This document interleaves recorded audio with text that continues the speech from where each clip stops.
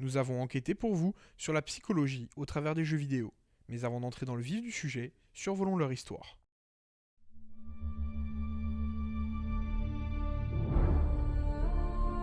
La première console de jeux vidéo à voir le jour est l'Odyssey en 1972, mais ce n'est que 4 ans plus tard que l'on voit arriver une console qui fonctionne avec des cartouches permettant de changer de jeu rapidement. Cette console, c'était la Fairchild Channel F, sortie durant l'été 1976.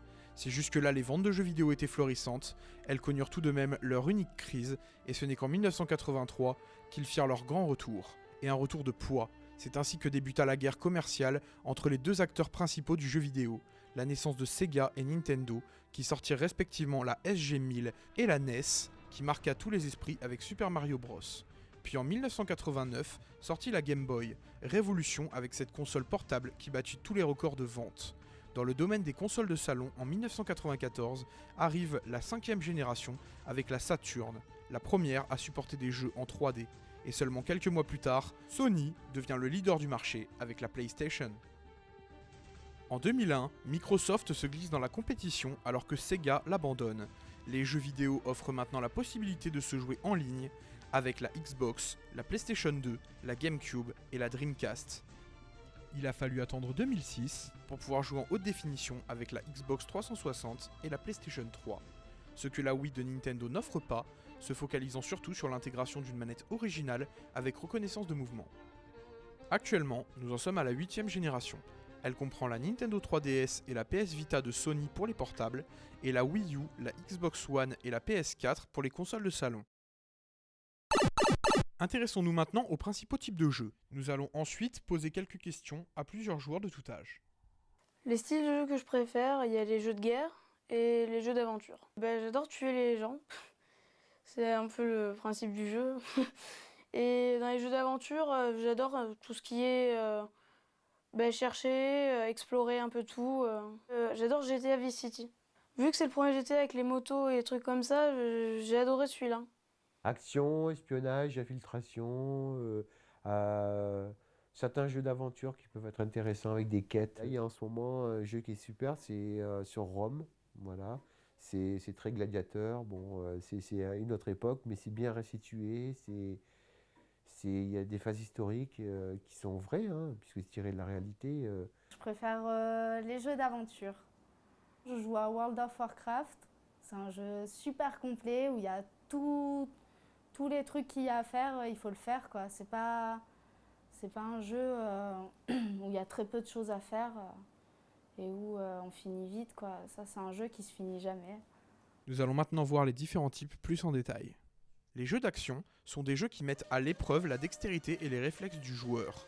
Les jeux d'action constituent une très vaste catégorie du jeu vidéo qui regroupe des titres aussi divers que variés, eux-mêmes classifiés en plusieurs sous-catégories. Les jeux de combat représentent l'ensemble des jeux dans lesquels le joueur incarne un combattant disposant de multiples prises et coups. Pour maîtriser le jeu, celui-ci devra les apprendre et être capable de les produire au sein d'enchaînements de techniques.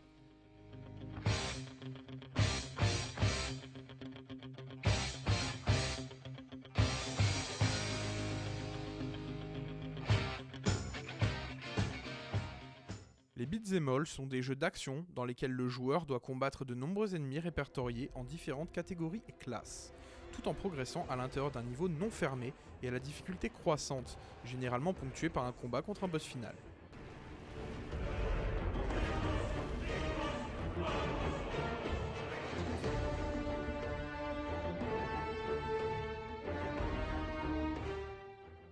Les jeux de plateforme sont des jeux d'action dans lesquels le joueur contrôle un personnage évoluant dans des niveaux où une part importante du déplacement s'effectue par la maîtrise de saut d'une plateforme suspendue à une autre, mais aussi pour franchir des obstacles, des fosses ainsi que divers pièges tendus et d'éventuels ennemis.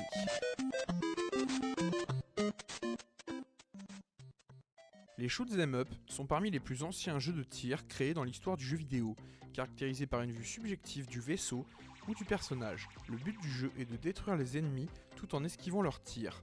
Il requiert une bonne dose de réflexe et beaucoup de licences sont réputées pour être d'une difficulté extrême. Les survival horror placent le joueur dans un univers menaçant et dans lequel il doit survivre.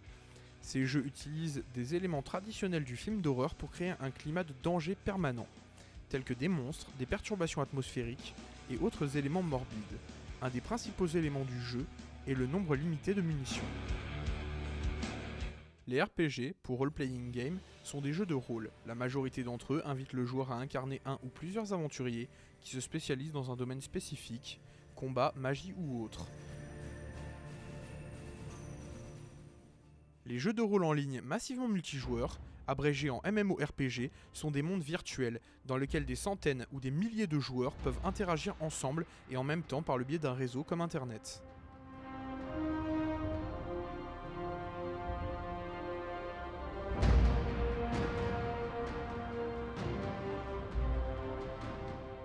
Les FPS, pour First Person Shooting, sont des jeux de tir avec une vue subjective. Ils sont basés sur une visée et des déplacements à la première personne.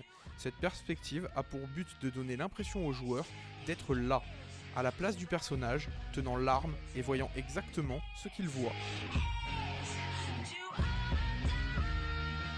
Pour finir, les jeux de sport offrent, comme leur nom l'indique, la possibilité de jouer au sport qui les caractérise. Les plus populaires sont bien évidemment les jeux de course automobile et de football.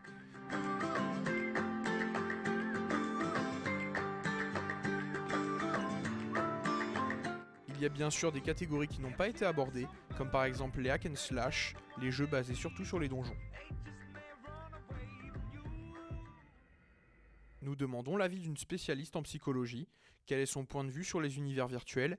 Quels sont, selon elle, leurs effets positifs comme négatifs pour notre mental? Il y a beaucoup d'idées reçues sur les jeux vidéo. Si je résume très brièvement ce que j'ai entendu dernièrement, c'est voilà, le jeu vidéo abruti, le jeu vidéo ne sert à rien, le jeu vidéo rend violent, le jeu vidéo fait baisser les performances scolaires, enfin voilà, toutes un petit peu ces idées comme ça, le jeu vidéo rend accro.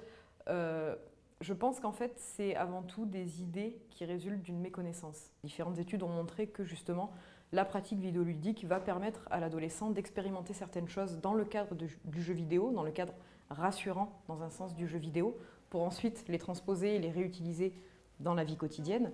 Il y a plusieurs études aussi qui montrent que le jeu vidéo, c'est un espace de partage, un espace de coopération.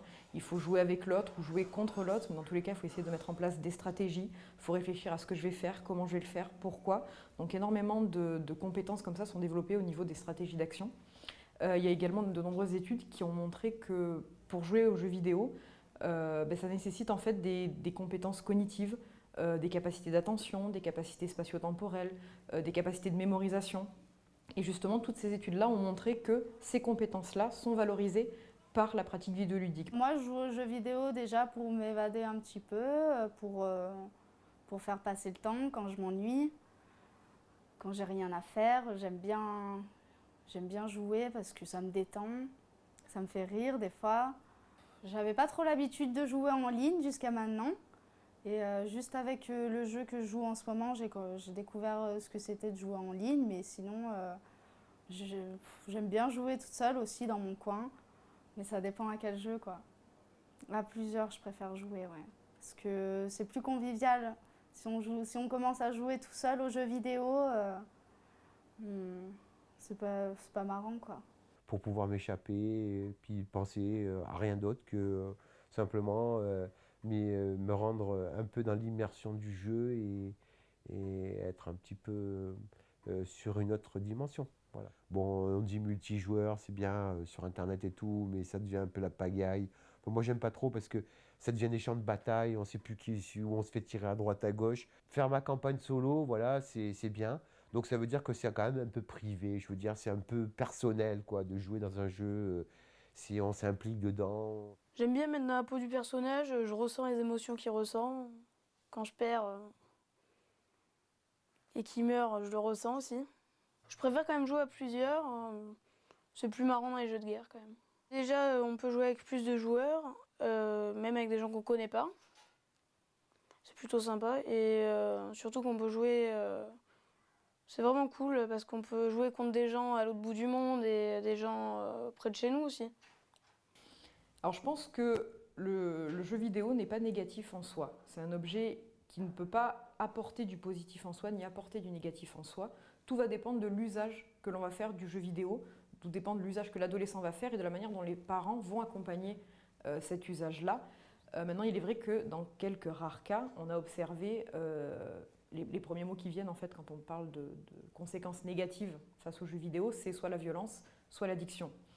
Et dans ces rares cas, on se rend compte que le jeu vidéo est un indicateur d'une souffrance. C'est-à-dire que ça va être le signe d'une souffrance individuelle ou familiale, mais qui va s'exprimer par le jeu vidéo. Mais le jeu vidéo ne sera pas la cause de cette souffrance.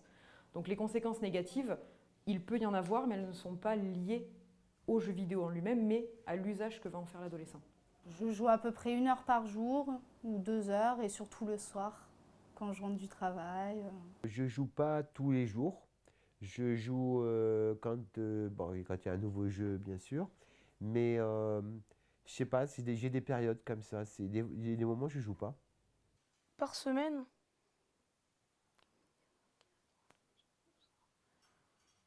au moins 12 heures. Non, je pourrais pas quand même. Je pourrais pas me passer les jeux vidéo pendant longtemps. Si ça me plaît, je vais jouer 4-5 heures. Alors, il va y avoir plusieurs types de relations entre le joueur et son jeu vidéo. Dans la plupart des cas, pendant l'adolescence, c'est une relation, j'allais dire, passionnelle, dans le sens où les ados qui jouent aiment jouer aux jeux vidéo, aiment les jeux auxquels ils jouent, ils aiment cette sensation de jouer, mais ça reste une utilisation passionnelle, mais non exclusive. C'est ça la grosse différence entre les utilisations problématiques. On est dans de la passion, il y a un investissement affectif du jeu, mais on n'est pas dans une utilisation problématique. Je crois que c'est intéressant de couper la réalité et d'être dans le monde virtuel, hein, c'est ça l'idée.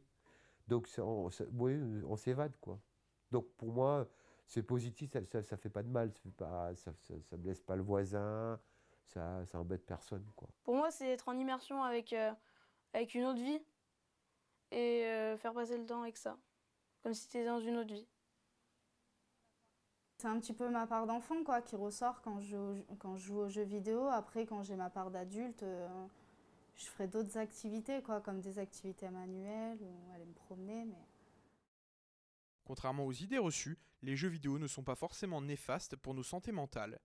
Les jeux vidéo peuvent servir à combler un vide, ils peuvent servir de défouloir ou encore de porte de sortie pour s'évader de la vie quotidienne. C'est au joueur de réfléchir à sa façon de les appréhender et bien sûr de jouer avec modération.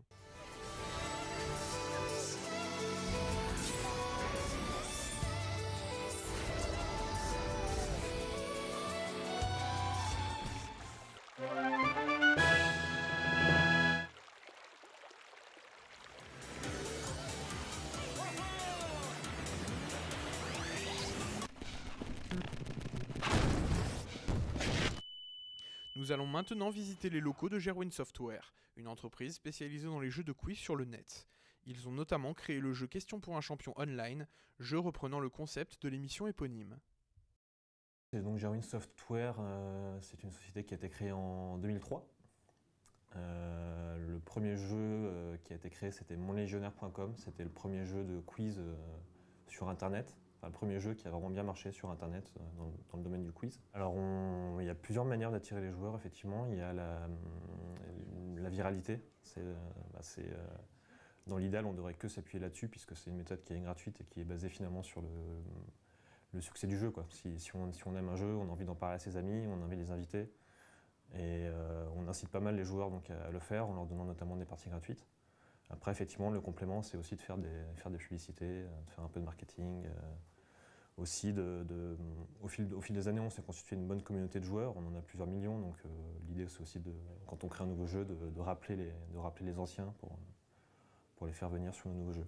C'est vrai que sur un jeu de quiz, nous, on a ce petit truc en plus qui fait que, en fait, il y a un échange, quoi. On enrichit aussi le joueur en lui apprenant des choses, et voilà, ça va dans les deux sens. C'est pas un jeu où on fait le vide, quoi. Comme c'est du live et qu'on joue contre des vrais gens, il y a aussi pas mal de convivialité. Effectivement, il y a la compétition, mais à côté, il y a aussi la possibilité d'envoyer des smileys, de commenter la réponse du copain, etc. On a prévu de pouvoir jouer aussi entre amis à terme. Donc il y a aussi ce côté purement fun. Il y a des gens qui n'aiment pas forcément la compétition, donc qui aiment bien simplement avoir des gens autour d'eux et jouer et s'amuser, quoi. Vous l'aurez compris, vous pouvez donc vous perdre dans l'univers des jeux vidéo sans crainte. Je voulais aller là-bas, mais je sais pas comment on fait.